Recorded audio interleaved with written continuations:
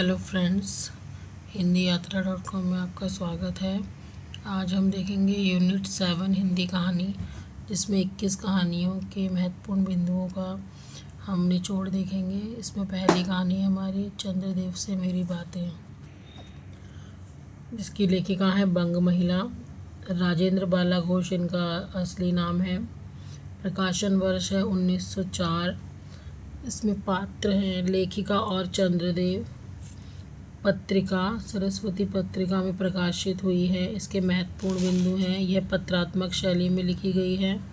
आकाश और पृथ्वी की तुलना की गई है। लाट कर्जन पर व्यंग कसा गया है। भ्रष्टाचार और पक्षपात तथा महिलाओं की स्थिति का वर्णन। लेखिका भगवान चंद्रदेव के चरणों में प्रणाम कर अपनी समस्याओं को प्रश्न के रूप में पूछती है। हमारी दूसरी कहानी है दुलाई वाली, जिसके लेखिका है बंग महिला। प्रकाशन वर्ष 1907। इसमें पात्र है वंशीधर, नवल किशोर दुलाई वाली, जानकी देई वंशीधर की पत्नी, सीता जानकी देई की बहन, और यह कहानी सरस्वती पत्रिका में प्रकाशित की गई है। इसके महत्वपूर्ण बिंदु: नवल किशोर द्वारा अपने दोस्त वंशीधर के साथ रेल में किए गए मजाक की कहानी है। मनोरंजन प्रधान कहानी है। यह कहानी काशी के दशमेश घाट से शुरू होती तथा अंत इसका इलाहाबाद में होता है, और कहानी में आने वाले स्टेशंस के नाम भी क्रम के अनुसार पूछे जा सकते हैं: काशी, कलकत्ता, मुगल सराय, इलाहाबाद, मिर्ज़ापुर और सिकरौल। हमारी तीसरी कहानी है एक टोकरी भर मिट्टी, जिसके लेखक है माधव राव सप्रे। प्रकाशन वर्ष है 1900 और 1901। पत्रिका छत्तीसगढ़ मित्र में प्रकाशित की गई है। इस कहानी के पात्रों में ज़मींदार, एक गरीब अनाथ विधवा, 5 वर्ष की पोती, ज़मींदार का वकील। इसके महत्वपूर्ण बिंदु इस प्रकार से हैं कि ये सबसे पहले तो सबसे छोटी कहानी है, 21 कहानियों में सबसे छोटी कहानी है। आज के यथार्थ से जुड़ी हुई है। अहंकार और स्वार्थ की कहानी, और एक बुज़ुर्ग गरीब महिला द्वारा ज़मींदार के हृदय के परिवर्तन में की कहानी है। मतलब एक जो इसमें बूढ़ी औरत है, वो कैसे एक ज़मींदार के हृदय को परिवर्तित कर देती है। आपसे एक टोकरी भर मिट्टी नहीं उठाई जा सकती। इस झोपड़ी में तो हज़ारों टोकरी मिट्टी पड़ी है, इसको कैसे उठाएंगे? ये वो शब्द हैं जो एक बूढ़ी औरत ने ज़मींदार से कहे थे। हमारी चौथी कहानी है कानों में कंगना, जिसके लेखक है राजा राधिका रमण प्रसाद सिंह। प्रकाशन वर्ष 1913। यह हिंदू पत्रिका में प्रकाशित की गई है तथा कहानी संग्रह कुसुमांजलि। इसके पात्र हैं कथावाचक नरेंद्र, मतलब ये जो कहानी बता रहा है वो नरेंद्र खुद बता रहा है। किरण नरेंद्र की पत्नी, योगेश्वर किरण का पिता है, नाचने वाली किन्नरी जूही, मोहन जो इसका दोस्त होता है, शादी के बाद इसे गलत आदतों में या गलत आदतों में फंसा देता है। इस कहानी में महत्वपूर्ण बिंदु यह है कि विवाह से पूर्ण किरण से किए गए वादे भूलकर किन्नरी के अपने दोस्त मोहन के सिखाने पर गलत रास्तों पर अपना विवाहित जीवन नष्ट कर देता है, और उसकी आंखें खुलती भी हैं जब उसकी पत्नी की मृत्यु हो जाती है। हमारी पांचवी कहानी है राजा निर्बंसिया। लेखक कमलेश्वर। प्रकाशन वर्ष 1957-58, और इसके पात्र है जगपति, चंदा, दयाराम, बच्चन सिंह, मधुसूदन। इस कहानी में दो कहानियाँ चलती हैं, एक राजा निर्बंसिया की और दूसरी तरफ जगपति और चंदा की। तो इन दोनों कहानियों में जो जगपति और जो राजा निर्बंसिया है, ये मतलब शक के दायरे में आकर जो होता है अपना जीवन पूरा नष्ट कर देते हैं। हमारी छठी कहानी है पिता, जो कि लेखक ज्ञान रंजन के द्वारा लिखी गई है। इसका प्रकाशन वर्ष 1968। कहानी संग्रह यह फैंस के इधर उधर कहानी संग्रह से ली गई है। इसके मुख्य पात्र हैं पिता, सुधीर पुत्र होता है इसमें, और देवा सुधीर की पत्नी।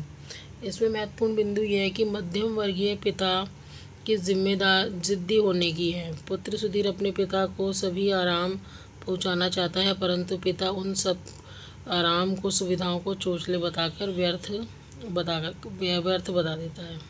हमारी 7वीं कहानी है परिंदे, जो कि बहुत ही महत्वपूर्ण कहानी है, जिसके लेखक है निर्मल वर्मा। प्रकाशन वर्ष है 30 मार्च 1914। और इसके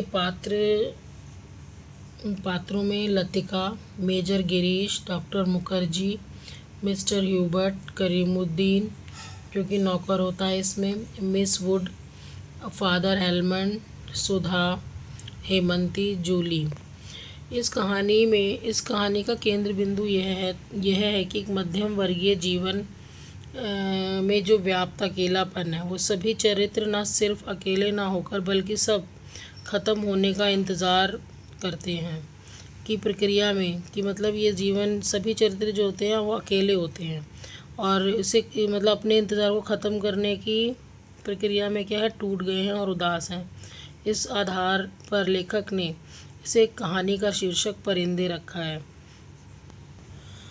और हमारी 8वीं कहानी है अमृतसर आ गया, जो कि भीष्म साहनी द्वारा लिखी गई है, जिसका प्रकाशन वर्ष है 1973। इसमें पात्र हैं बाबू जो हिंदू होता है, 3 पठान है, दुबले बाबू और बुढ़िया। ये कहानी जो है भारत और पाकिस्तान विभाजन के समय की कहानी है। 9वीं कहानी हमारी है चीफ की दावत। लेखक इसके भीष्म साहनी है और इसका प्रकाशन वर्ष 1956 है। इस कहानी के मुख्य पात्र हैं मिस्टर शामनाथ, शामनाथ की पत्नी, शामनाथ की माँ और चीफ। इसमें मिस्टर शामनाथ जो है मतलब उसका चीफ या बॉस जो है घर पर आता है दावत के लिए, तो वो अपनी माँ से मतलब छुपने के लिए कहता है, क्योंकि उसकी माँ बूढ़ी हो चुकी होती है, अनपढ़ होती है, तो वो चाहता है कि कहीं कुछ मतलब बॉस के सामने कुछ गड़बड़ ना हो जाए। इस चक्कर में वह अपनी माँ को छुपने के लिए कहता है। परंतु बाद में उसकी माँ के द्वारा सुनाए गए जो गाने और उनसे बातचीत करने पर चीफ जो होता है खुश हो जाता है, तो शामनाथ भी खुश हो जाता है, मगर माँ को बहुत ही दुख होता है। हमारी 10वीं कहानी है सिक्का बदल गया। इसमें लेखिका कृष्णा सोबती हैं। इसका प्रकाशन वर्ष 1948 है। कहानी संग्रह बादलों के घेरे में से ली गई है और इसके मुख्य पात्र है शाहानी, शाहजी, थानेदार दाऊद खां, पटवारी बेगू, बैलदार इस्माइल, शेरा, जैनी, शेरा की पत्नी, हसैना, जिगरा, फिरोज, रसूली।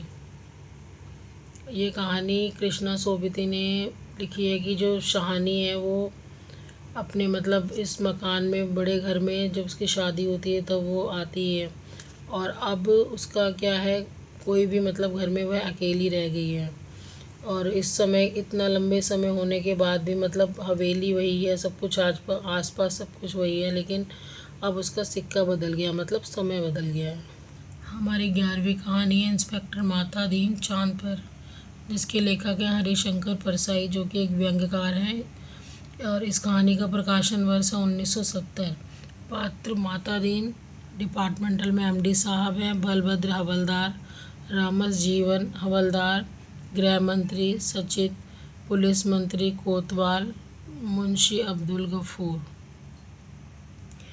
एक ऐसी कहानी है जिसमें कि मतलब एक इंस्पेक्टर होता है माता दीन, जिसे मतलब चांद पर भेजा जाता है कि देख कर आओ वहाँ पर क्या व्यवस्था है।